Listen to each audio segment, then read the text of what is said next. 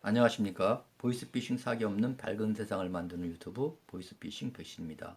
오늘은 제 10편으로서 저와 함께 할 내용은 날로 교활해지는 보이스피싱 사기 수법을 함께 알아보고 서울중앙지검 L검사를 사칭한 실제 접근 사례를 함께 알아보겠습니다.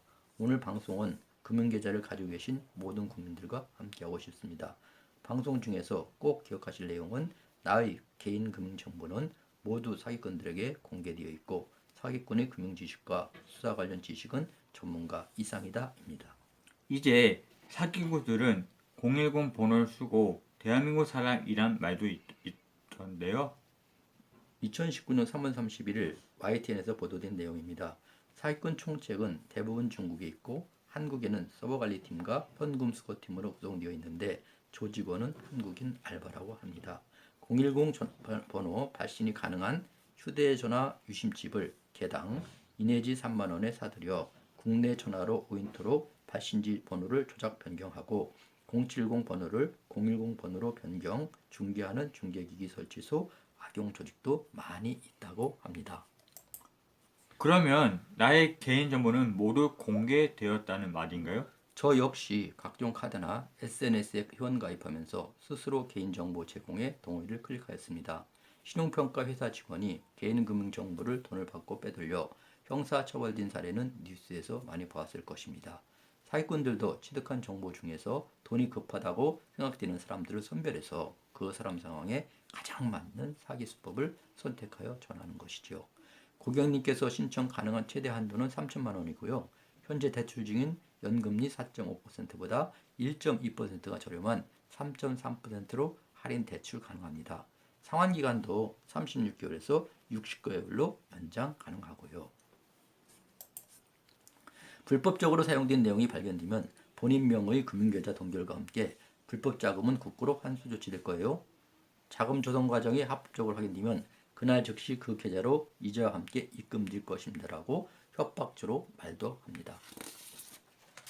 실제로 중국 가서 스스로 알바하는 사람도 있다면서요. 예, 맞습니다. 스스로 돈을 벌기 위해 보이스피싱 조직원으로 들어가 공범이 되는 경우도 있습니다. 그러나 지인의 부탁을 받았다고 접근해 숙식 등 호의를 베풀고 지금까지 호의는 빚이다 라고 하면서 위협하여 가입시키는 경우도 있다고 합니다.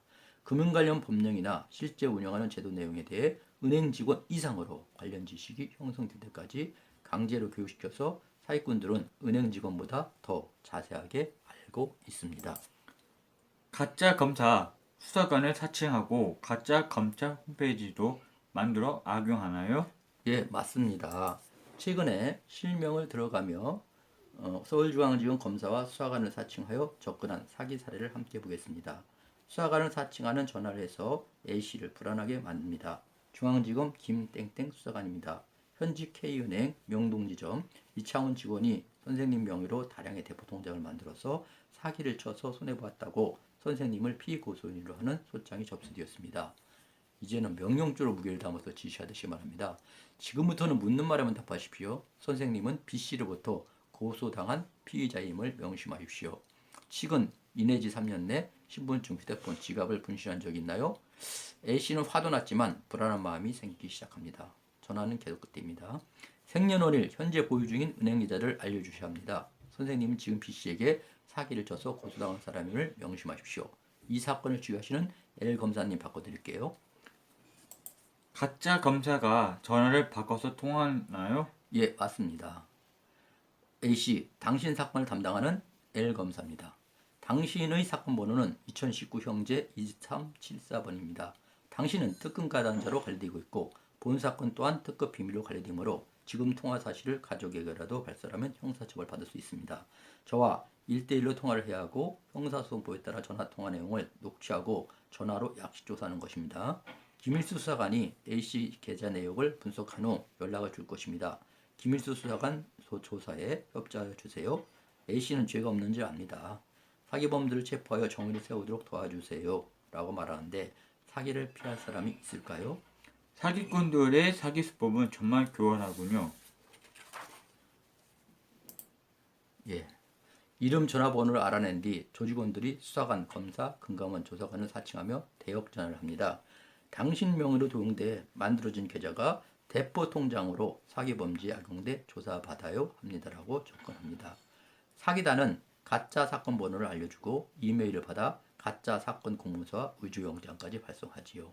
당신 계좌가 사기에 연루되었으니 재산 보호를 위해 현 계좌 돈을 모두 인출해서 제가 보내주는 땡땡 검찰청 수사단장 계좌로 이체해야 합니다. 근데 문제는요. 검찰청에서는 어떤 경우도 전화로 사건 내용을 알려주는 절차나 제도가 없다는 것을 여러분들은 반드시 명심해야 합니다. 전화 받은 피해자는 내 정보가 유출돼 대포 통장이 만들어졌구나 이렇게 생각했고 가짜 사건 공문서와 가짜 영장을 이메일로 받은 후에는 마음이 더욱 불안해지고 내 계좌번호가 사기꾼들에게 악용된 것이 화가 나서 판단이 흐려지기 시작했답니다. 그 다음에는 사기꾼에 홀린 사람이 되어서 1시간 이상 몰아치는 사기꾼이 장난감이 된 것 같다고 합니다. 신원 확인을 위한 주민등록번호, 통장 확인을 위한 비밀번호도 가르쳐주고 OTP 카드 만드는 데 도와주었다는 것이죠. 앞에서 말씀드렸듯이 검찰청이나 경찰서 이런 수사관에서는 어떠한 내용도 사건 내용을 피의자에게 전화로 알려주지 않음을 명심하십시오.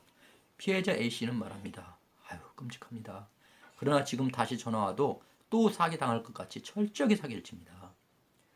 A씨를 보이스피싱 사기 조직으로부터 구해주는 수사기관으로 의장했고 아주 친절했다고 합니다. 다만 지금 혼자 있는 공간에서 전화를 하고 있습니까? 전화를 끊지 말고 계속 통화해야 합니다를 반복했다는 것이지요.